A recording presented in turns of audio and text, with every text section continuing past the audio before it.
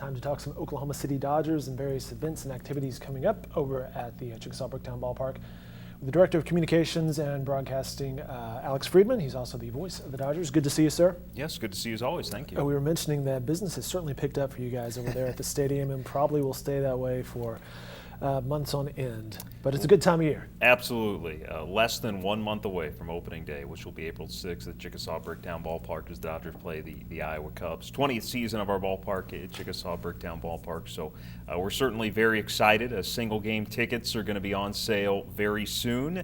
And yeah, just a very exciting time, especially with the weather being the way it has been here in Oklahoma City lately. It certainly gets you in the mood for some baseball when the weather's as nice as it has been.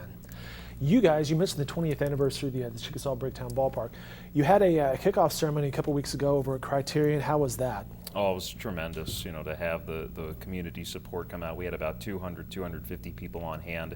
Had a chance to have a discussion with both Mayor Humphreys and Mayor Cornett about the ballpark's impact. We heard from Branch B. Rickey, the president of the Pacific Coast League, who oversaw the transition here from the 89ers to the Red Hawks and moving in to Chickasaw Bricktown Ballpark. And he said in his career, his professional baseball career, which spans, probably close to 40 years now, he has never seen a ballpark have an impact on the city or mean as much to his city as this one has here in Oklahoma City.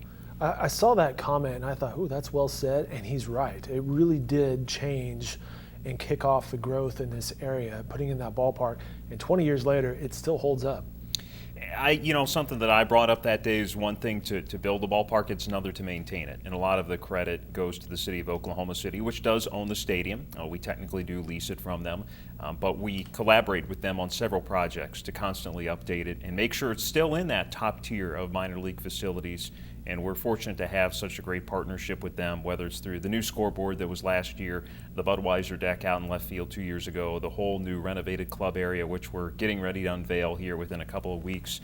So again, they know what it takes to keep this facility up and do a great job of it.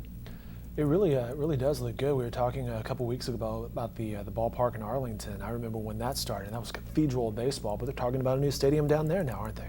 They are, and all signs seem to point that they're going to get it. Atlanta, they're opening a new stadium this year after Turner Field opened in 1996 for the Olympics down there. So it's pretty hard to believe that we still tend to see stadiums move in that direction.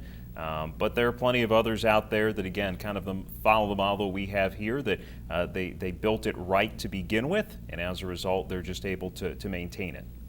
Well, we mentioned the Chickasaw Bricktown Ballpark, 20 years old. You guys have an activity coming up, community activity where people can interact via the fun run and actually end up on the field coming up Saturday, March 25th, right? Yes, we're very excited about the community run. Actually, it was a minor league-wide initiative started in August of last year, but we are the first to actually take part in it. So we've partnered with the Oklahoma City Police Athletic League through our OKC Dodgers Baseball Foundation to put on this first annual community run, or I should say hopefully annual community run, first ever community run, which will be on the 25th, as you said. Either a 5K, a 1K fun run, or a kids run, which will take place on the warning track in Chickasaw Bricktown Ballpark. The neat thing about all these runs is that they all end on the stadium field. So you can run along the warning track, maybe do your best Ken Griffey Jr., jump at the wall, trying to rob a home run. And then one of the things we want to stress is that you don't have to be an ultra runner. I mean, you're more than... after all winter long, I've been sitting on the couch watching football or soccer or whatever. I don't have to be in tip-top shape. No, there's no one there saying you have to run. You can walk, you can enjoy. Hopefully we'll have some great weather that day. And it begins the day that starts with our Fan Fest, which will take place shortly thereafter. You'll have a chance, actually, we'll have several members of the Oklahoma City Police Department there having just coffee in a very casual setting with all the runners before the race starts in the morning as well. So again, it's a great way to get involved. It goes all for a great cause.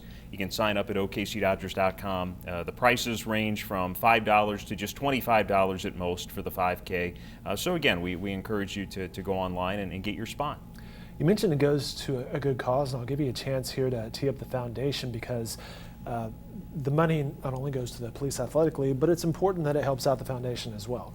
Foundation was started a couple years ago in conjunction with the rebrand from the Red Hawks to the Dodgers, in which it's a whole nonprofit arm that operates within our team that focuses on families, schools, and education here within the state of Oklahoma, not just within the Oklahoma City metro area. I should say first responders too. I said education and schools, but first responders in there as well. So yeah, throughout the entire state of Oklahoma, and we had our first run. We did it in the wintertime actually last year, which had a good response, but we figured, you know what, to tie it in with the start of the season would be probably a better way to do it, and that's why we kind of moved it to late March now. And the response has been a bit greater, but like I said, is still looking to fill some open spots and hoping for people to come out. And again, we've been able to do a lot with Oklahoma City Public Schools and a lot of other great organizations in our state as a result of it. That is the community run with the emphasis on unity within the word community, as well as the Fan Fest. Saturday, March 25th ends up at the Chickasaw Bricktown Ballpark. He mentioned single game ticket sales go on sale next week. There are tryouts, although not to make the team. It's for the National Anthem.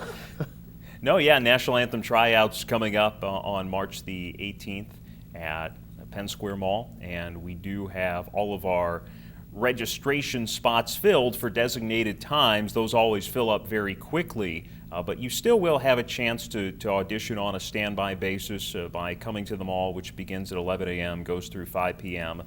So we just kind of have a separate standby line. A lot of people, they might be running a little bit late, or sometimes people don't show up at all, and that's when we take our standby performers. So the odds are good if you're able to come out that day and still have a chance to perform and hopefully make your way onto Chickasaw Bricktown Ballpark's field during the season. They're back there in the bullpen, right? Just waiting for the call. Hey, absolutely, you're in. Yeah. Yep. All right, now you will hit the road very soon, as will the team, for spring training. How does that work? We were talking a little bit about this before we got started. How does minor league work or how does spring training work for a minor league organization?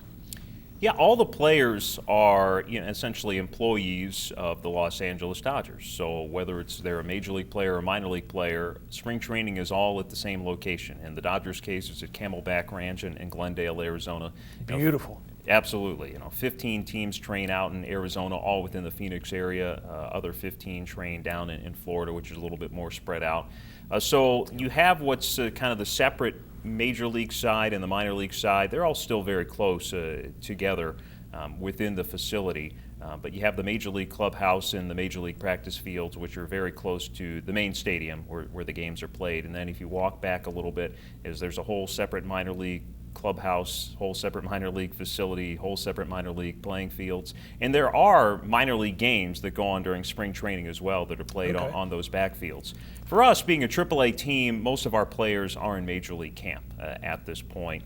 As we get closer and closer to opening day, they might get reassigned to minor league camp. Some will be there until the final cuts, right before opening day. So the great thing about that too is that aside from games and spring training in general, it's all free to the public.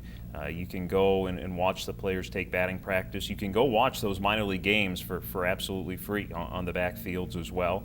And usually all you have to do is stop in the minor league facility, ask for a spring training roster. They'll be happy to give it to you. So yeah, it is a huge operation for all 30 teams across Major League Baseball. And it's Camelback Ranch. Not only do you have the Dodgers there, you have a whole separate side with the Chicago White Sox and their organization there as well. So it's a really great experience, and it's a lot of fun to go to every year. Spring training is a lot of fun for the fans. I haven't been out in Arizona for it, although I've certainly spent some time in the Phoenix area. You mentioned Camelback, that mountain that sort of looks like the camel resting is a fantastic location. But I have been to spring training down in Tampa, the Yankees and Steinbrenner's Field. It's just a lot of fun. You're right. It's very relaxed. It's just kind of the essence of baseball, kicking back, eating some peanuts, watching guys out there playing ball. Yeah, the access you have, not only, like I said, on the minor league side, but even the major league side, to really get up close and personal with a lot of those players is something that you don't get typically during the regular season. And again, it's kind of a rite of spring, so to speak. Yep. To have that. It's a little bit longer this year with the World Baseball Classic going on, right. So plenty of chances for fans to get out there. And I'd been down there a few times before when we were affiliated with the Astros, but going out to Camelback Ranch and just seeing the sea of people in blue the whole time, regardless of what day it is pretty special. Well, and the Dodgers are a big deal in baseball, just an iconic franchise. Absolutely. He's Alex Friedman. He's the voice of the Dodgers. We'll be hearing him on the airwaves shortly as we approach the season. He's also the Director of Communications and Marketing for the Oklahoma City Dodgers. More information can be found on their website at okcdodgers.com. Alex, best of luck with everything. Great to see you. Thanks, Dave. Great to have me.